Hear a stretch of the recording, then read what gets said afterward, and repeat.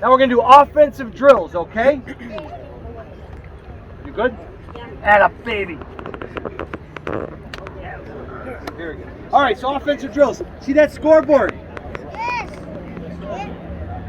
Which side do you want more points on? Which side do we want more points on? That side. The buck side. So, you want to score a touchdown, right? Yeah. If you don't score a touchdown and cross the goal line, you're still scoring. So if I'm the center, you guys play junior football? Yeah. All right, if I'm the center, we're in the gun. We're going to throw a touchdown pass to the wide receiver. Wide receiver? He scores. Who else scores? Team. The center scores. Who said that? The whole team scores. Because the center's going to go back in the gun. He's going to shoot it back in the gun. If we're going that way, if he doesn't step weak side, and that guy goes through, we don't score. If he steps weak side, takes his man, center scores too. The whole team scores. Do you understand that? Yeah. Okay, so we're going to do these drills, and we're going to have a scoring mentality. Everyone wants to think, we want to score more points than the teams. When we do that, one thing I want to tell you before I introduce the coaches, we protect the ball, okay? Coach McHale just asked me if I saw any babies. You have any younger brothers or sisters? Yeah. You do? Does your mom hold the baby out, brother or sister out like this? Wait, my mom doesn't have a baby, but the baby's in my mom's belly. Good. Congratulations. You ever see a baby out like this? No. How do they hold the baby? Right. Very important. You guys know that too? Nathan, you know that too, right? We'll hold the baby like this, right? Big guys know that too, but they got to learn that too. All right, listen up. We're protecting the point, right? We're clawing the ball. We bring it in and we chin it, right? Who said chin it? Very good. Any drill you're in, we're going to chin that ball. We're going to protect the ball. Okay? How's that sound? All right. Now we're going to split up by position. I'm going to name the coaches, okay?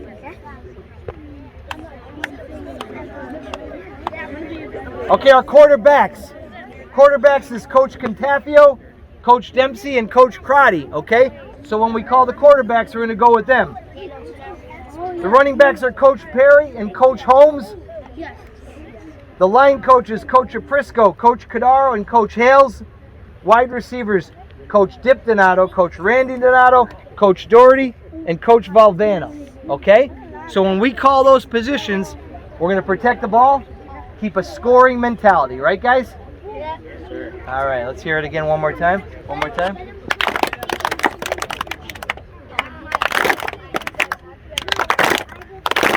That's good. Good job. All right, hold up right here.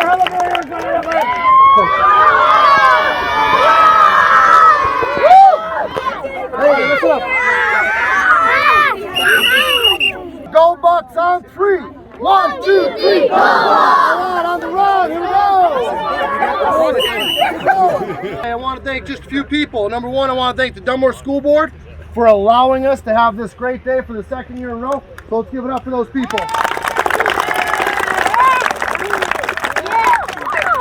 All right. Friends of the Bucks, when you walked in and registered today, those are the people that make this day go. All right, so I know she's not out here right now, but Miss Mary Ann DeSando and Robert Grady and Timmy Drewes. Let's give them a round of applause. I want to thank your parents for signing you up for this camp today. All right, signed up for a great camp today, and you should always know, once a buck, Always a buck. We want to be quiet in a moment of silence for two men that just passed away, and this is for everybody to hear. Mr. Frank Montero, when you put the spikes on and everybody puts a brand new helmet on or new clothes, Mr. Montero was one of the founders of all the fundraising that goes on to get these nice t-shirts and these nice shorts and shoulder pads. There was another man, Mr. Incavito, who was my uncle, who started not only the golf program, if you guys have friends that play golf, but the weight program. So I think we take it for granted when we say, hey, let's go in the weight room and lift weights. So well, a long time ago, there was no weight program, right? Yeah. So whatever you think about, you can have a moment of silence, but I'd like you to be thankful for these two men, Mr. Montero and Mr. Incavito. So let's be real quiet for a minute in a moment of silence.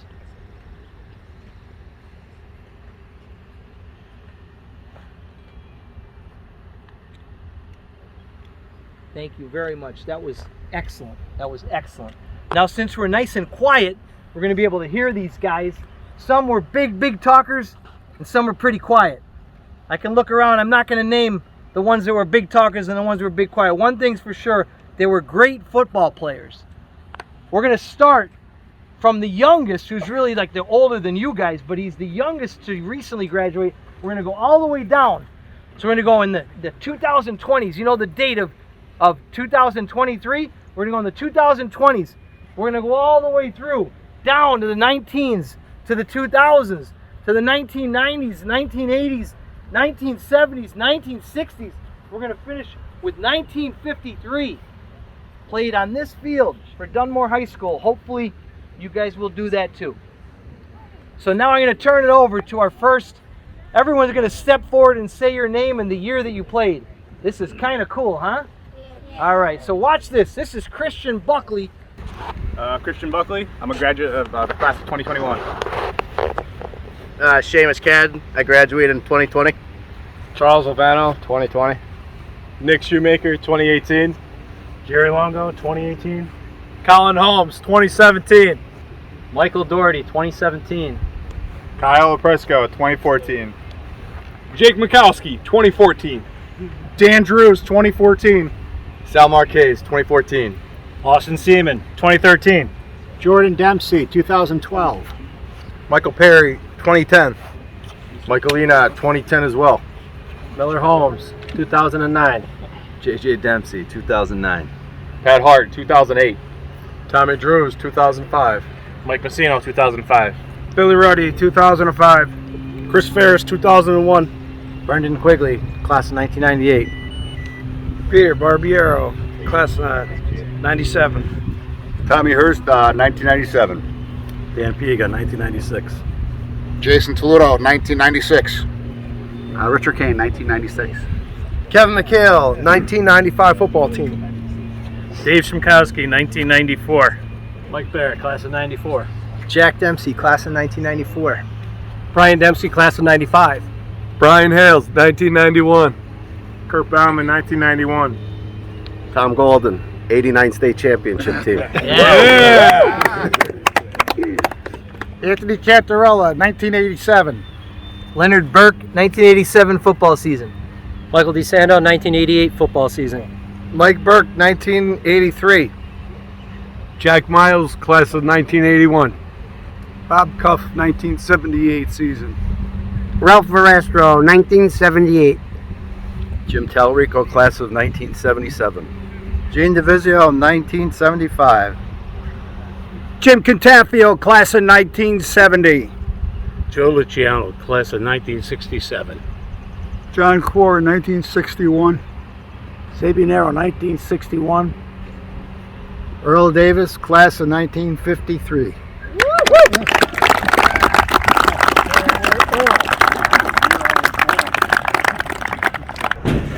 Hey, wait a minute. You know how they got hair dryers in here? One time we were weightlifting, I came in and we didn't have dryers. I got a stool. I stood on the stool and I sat up under the vent and I was going like this. Well, next year they bought hair dryers. The whirlpool and the ice machine's gone. Henzes has one of his stories. Like the story after story after story. And he's sitting there, and he gets sounded to. He sat in there because it was. Then I think Coach Lee then went next. It was an hour-long speech. Oh my God! He was just there for an hour. The speech didn't start out. I got fired. These lockers go back to the 80s with me.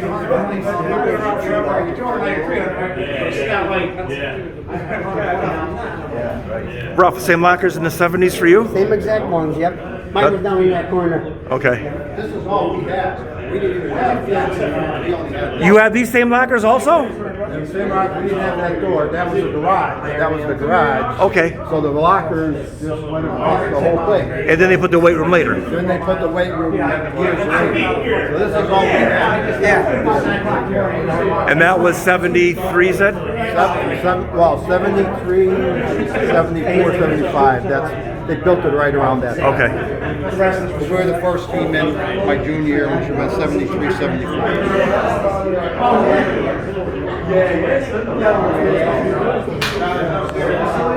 Yes, sir. Wow, baby. Water's up.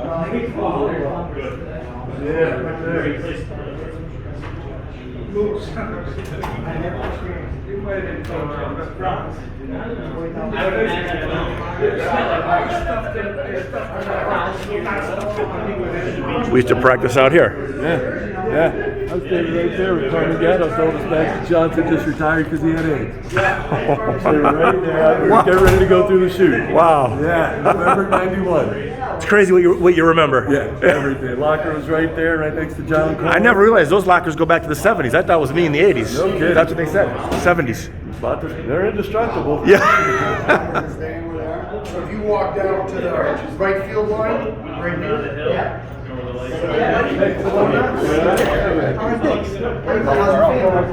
Good to see you. Brian Hales. I didn't realize that was the weight room. So what's the footprint going to be, Coach? This will be like the weight room here, Tom. So we're adding on to the building. Is that correct? I'm taping. I think so. Okay. Behind the dumpster. Yeah. That's the back. So the weight room will go down that way. And when are they starting this, Coach?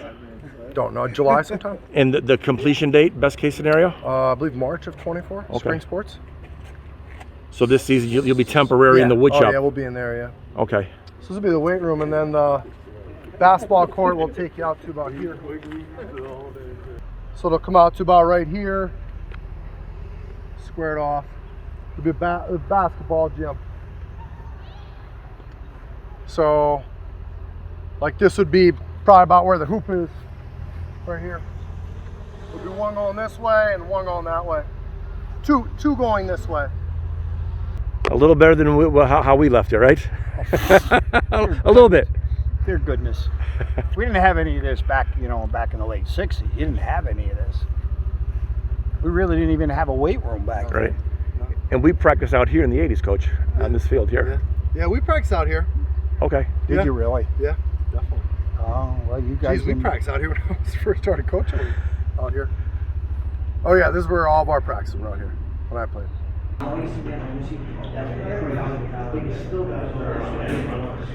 The old shower room that connects to the freshman side. Oh my goodness. The memories.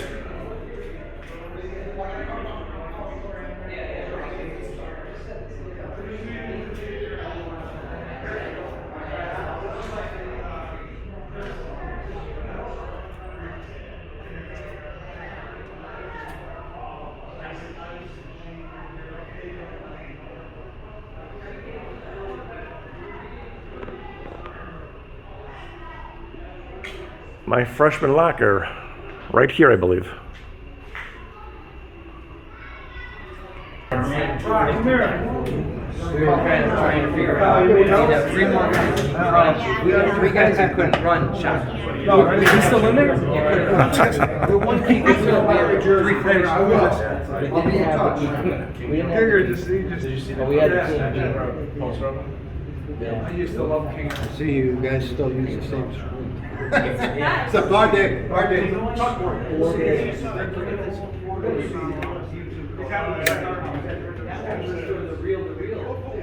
The coach's room.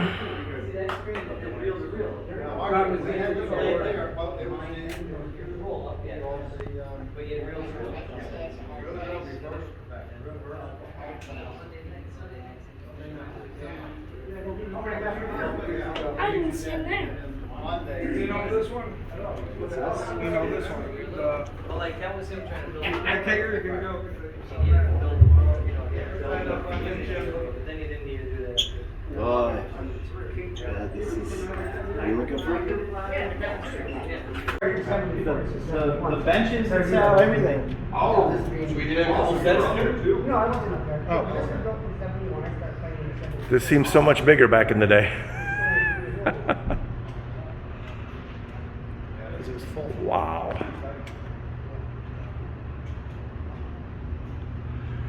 The old weight room.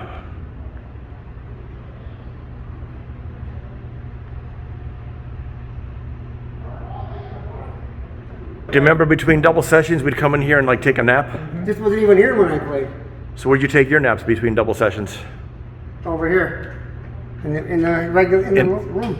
And the stinky uniforms, And remember? we lift weights in here too. Okay. Yep, this was never here. It's a long time ago. I want to thank everybody for coming out today and tonight. Great day today. If you were over there, we had young guys there. We're 6, 7 years old. We had a guy from 1954, Earl Davis. So it was a great day to see the future. I should say the past, the present, and the future. So thank you all for coming over there, supporting our program. We know it's very special to so many of you, so I can't thank you enough. We have a speaker tonight. We got shuffled up with our schedule today, thinking we were going to be inside, we were outside. So our speaker is a guy that, unfortunately, he was only at Dunmore for 1 year. I was a manager during that time, and he transferred from Scranton Central, closed, all right, and Brian Hales ended up at Dunmore. And Coach Henzes will always say, always refer to when Brian Hales got there, he said he was in culture shock for a little bit because he wasn't used to the way that we did things. So Brian Hales is very successful. Went on that year, got a full ride to Kent State University. Went out, coached a bunch of college football. He's down in Butler, North Carolina now, where he's been down there for about 10, 12 years. A few years ago, he was named the Army All-American National Coach of the Year. So that's a national award. So let's give it up for Brian Hales. Thanks, guys. Thanks, everybody. Appreciate it. Literally cannot believe I'm standing here right now talking to all you guys. If you'd have told me like something like this is gonna happen to me when I was a little kid, absolutely no way I would have believed any of it. Though some of you know, some of you don't. I grew up over like everybody talks about, you know, the state of Michigan, and then you have that little piece up there they call the UP or the Upper Peninsula. Well, I lived in a part of Dunmore, it's like the Upper Peninsula of Dunmore, over by Hank's Hoagies, Marywood College. And, you know, so like Coach was saying, you know, I started off at Scranton Central. I grew up, you know, I went to St. Clair's, I went to St. Paul's, all these Greenridge schools. That's all right. I'm here now. But I was the youngest of 5 kids, and my oldest sibling, my sister, went to Scranton Central. And she had a classmate there, a guy by the name of Mike Munchak. And a pretty good football player in his own right, right? So, you know, so I followed Scranton Central and all that. But as I started to get a little older, like 9, 10, 11 years old, I started to get drawn to Dunmore more and more. And, you know, right about the time I was 12 years old, that 1985 team was starting to take the field. And, you know, I had a neighbor up the street, Rob Kinzer, Scott Kinzer, they were members, as well as a starter on the offensive line. Jerry Williams was a member of that team, and we had Hoolahans in our neighborhood, we had Barretts, we had Ruddies, so you couldn't tell me I wasn't from Dunmore at that point, knowing all those guys. But I always wanted to be at Dunmore, and as, you know, time started going on, and I got to be great friends with the Quigleys and, you know, all of that, and they started to bring me up to Dunmore. I started to meet more and more guys, you know, John Core and Davey Nisco and all these guys, and you know, I even had neighbors. You know, my neighbors on Adams Avenue were Brian and Jackie Dempsey for a little while. So I started to really start to think, I want to be a Dunmore Buck. I want to go to Dunmore. I want to play for that guy right there. This is what I want to do. But, you know, again, where I lived, it was a really unique thing because my house was in Scranton, the backyard was in Dunmore. So I was kind of stuck. You know, I had to go to the Scranton schools at that point. But right at the end of my junior years, when they closed Scranton Central High School, and they took everybody and they were taking our whole class and sending us over to Scranton High School. And at that point, I begged, and I'm sure I had tears in my eyes. I'm like, please, please, please, I want to go to Dunmore. What do we have to do to get me to Dunmore? So after a lot of talks and things and meetings and stuff like that, I ended up there. And it was just, and like you said, there was this culture shock moment. And it was one of the very first practices, one of the first 2-day, 3-day practices we had. And Coach Henzes kept myself and Davey Nisco, who was all-conference tackle and team captain, Dave Silverstrini, John Cord, Joe Ballant, Dave Sotil after practice. And all they do is he put those big guys in front of me, and they would either come at me and block me, or block down, and now here comes Dave Silverstreet to try to take my head off. And we would just do this over and over and over, 15, 20 minutes. And I'd never been so beat up and so tired, so exhausted in my life. But I got home that night and just something about, I just couldn't wait to go back the next day. And I couldn't wait, and that next morning the alarm went off and I was right there. I couldn't wait to get to the field house. And, you know, Coach Henzes asked, he says, so son, what you think about that? I said, Coach, this is a bit of a culture shock for me. And those of you who know and have talked to Coach over the years, that's one of his favorite stories he tells. But it wasn't until, I think it was August 30th of 1991 is when everything changed for me. And we were getting ready to play West Scranton. And West Scranton was one of the schools I could have went to. And Coach is going, you know, I get to the field house that day, and for the first time, I walk across the field to the scoreboard to Mr. Ruddy's tree. And Mr. Ruddy's tree at that point was about this tall and about that big around. And I'm like, man, this is exactly what I wanted. I couldn't wait to do this. And then as we're getting closer and closer to game time, we're sitting in the locker room, and now they're starting to give the pregame talk. And Coach, we're going to run out, we're going to run pitch, and we're going to run power, we're going to try, we're going to do this. And he stopped in the middle of it. And I was sitting in front of my locker, and it was right there next to the showers. And he said, son, he said, you're a buck now. Boom, that was it. At that point, I was a 10-foot tall, 1,000-pound gorilla. Like, you couldn't tell me anything. We go, yeah. And it was unbelievable. And it was just, and like tears running down my cheeks, and the hair on my arms was standing up. And like, this is what I've been waiting for. And, you know, go out, I actually recovered a fumble in that game, a couple tackles, a couple jump on piles, and, you know, it was everything I wanted it to be. And, you know, you fast forward a few years, and, you know, so now my coaching career starts, and I'm down in Charlotte, and, you know, I've been at the same school now since 2004, so this will be my 20th year at the school. And it'll be my 13th year as the head coach, and people ask me, like, well, how long are you going to stay? And I said, well, guys, you got to understand, my head coach was at my high school for 47 years. So I don't know anything. Like, I don't know about take a job, leave a job, move to another job. Like, this is what I know how to do. And there's a couple of things about our program that are really important to me. And the thing about our program down in North Carolina is that all of our graduates, not all, but a lot of guys, when they come back in town, whether they've already grown up and they've got families of their own, or they're in college and playing, and we've been fortunate, we've had, you know, quite a few guys playing the NFL, where they still come back to our school. And they do that, and it's important to me because that's what I do. And it's still easy, and just like a lot of you guys, you come back and you go to the field house, and you just know, like, that's home for you. And that's what my school is to me down there. And I try to make that as much like Dunmore High School as I can. And, you know, when you talk to people down there, it's like, well, what's Butler High School, what's Butler football known for? And they always talk about they're tough kids, they play their ass off, and you're going to be for a physical game all night long. And, you know, when you look at it that way, that's who I grew up at, and that's who I always wanted to be, because that's what I learned here. And that's what I learned as a Dunmore Buck, and just a tough, hard-nosed program. And then there was three things that you had to possess and that you had to learn when you played for Dunmore. Is number one, you had to be committed. All right, you had to be all the way in, because you couldn't go through Coach Henzes' practice and kind of be like, I think I want to play football. Like, it wouldn't have worked out. So you had to be committed, and you had to be loyal. You know, you had to be loyal to yourself, because you had to have a goal, you had to have a plan, you had to stick to that no matter what else was going on. And then the last thing was a work ethic. And you know, if there's anything you want, whether it's academically, whether it's athletically, whether it's social, you've got to work and you've got to earn it.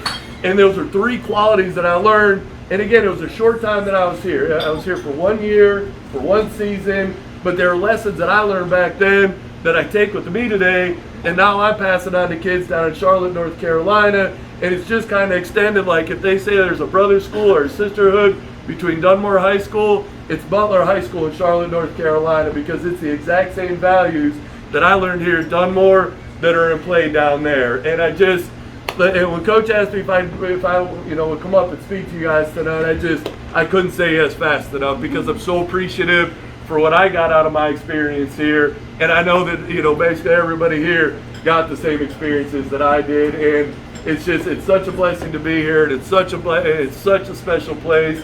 And I wouldn't have had it any other way. And I've got all of you guys, because a lot of you guys were there when I got there and kind of welcomed me in and all that. And and I can never, being a Dunmore Buck changed my life. And we have a saying down at Butler High School, it says, once a bulldog, always a bulldog.